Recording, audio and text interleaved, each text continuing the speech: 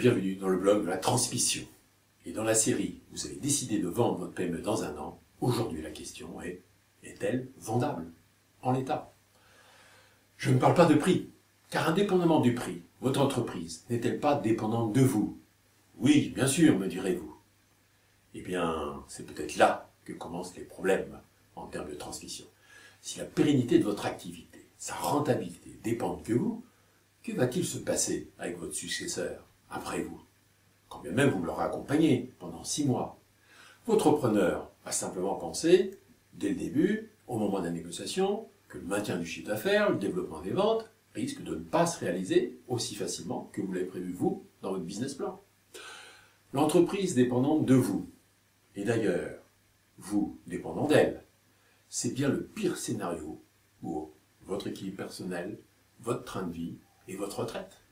Et qu'en pense d'ailleurs votre femme? Votre liberté dont vous avez profité pour créer, voire reprendre votre entreprise, l'avez-vous encore? Quelle liberté avez-vous aujourd'hui de vendre votre entreprise? Quels sont les facteurs d'une entreprise vendable?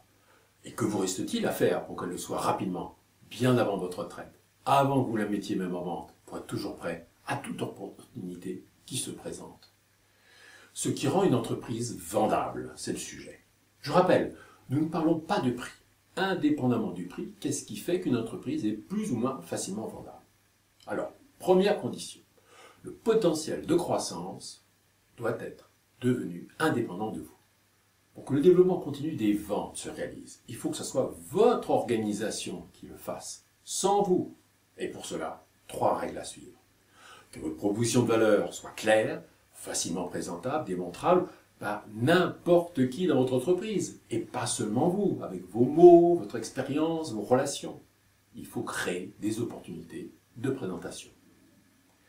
Deuxièmement, il faut que votre base de clientèle, qui montre une capacité à racheter à une certaine fréquence selon le produit-service, c'est-à-dire le renouvellement de son achat, soit le plus fidèle possible. Ça sera la durée de vie de la clientèle acquise. Et enfin, votre savoir-faire, qu'il soit technique, commercial ou de gestion, doit être facilement transmissible. Et tout doit être dans le manuel d'opération que nous avons vu dans les articles précédents. Pas besoin d'une forte ancienneté, d'un niveau de formation élevé ou d'une forte expérience pour pouvoir être performant rapidement dans votre entreprise. Et le secret de votre savoir-faire, il n'est pas dans le manuel, il est dans la façon dont vous faites vivre avec vos collaborateurs. La deuxième condition, l'indépendance relative par rapport aux acteurs clés de votre modèle économique. Et donc, il y en a forcément 3. 1. La clientèle. Elle doit être la plus répartie possible en termes de taille et de secteur d'application, géographique, industriel. 2. Les fournisseurs. En amont, les solutions d'approvisionnement alternatives doivent être nombreuses et reposer le plus possible sur des commodités ou des composants substituables. Et enfin 3. Vos collaborateurs. Leur remplacement en termes de compétences ou d'expérience doit pouvoir se faire sans difficulté particulière grâce au manuel d'opération. La troisième condition, la valeur de marché de votre entreprise et non votre valeur personnelle dedans. Une valeur de marché d'une entreprise repose essentiellement sur 2 facteurs. Quelle est sa différenciation par rapport aux offres concurrentes? Votre offre doit apporter la simplification, résolution de problèmes et du gain de temps pour vos clients. Et deuxièmement, la marque ou le slogan. En plus du bénéfice objectif qu'apporte votre offre à valeur ajoutée, elle doit générer de l'émotionnel chez votre client, dans son choix, flatter son ego, dans la qualité et la performance de votre solution. Votre client est prêt à vous recommander. Et c'est ça la 4e condition, toujours la recommandation client. Vous vous souvenez de l'efficacité du processus d'acquisition et de fidélisation des clients par l'expérience client. Il faut que votre score de taux de recommandation soit le plus élevé possible.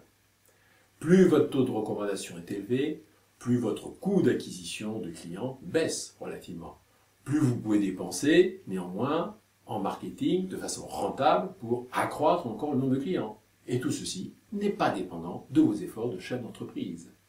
Plus votre taux de recommandation est élevé, plus vous minimisez le risque quant aux prévisions futures de rentabilité. Et plus le risque sur l'avenir diminue, plus la valorisation de votre entreprise augmente. Revoyez le taux d'actualisation des flux prévisionnels trésorerie.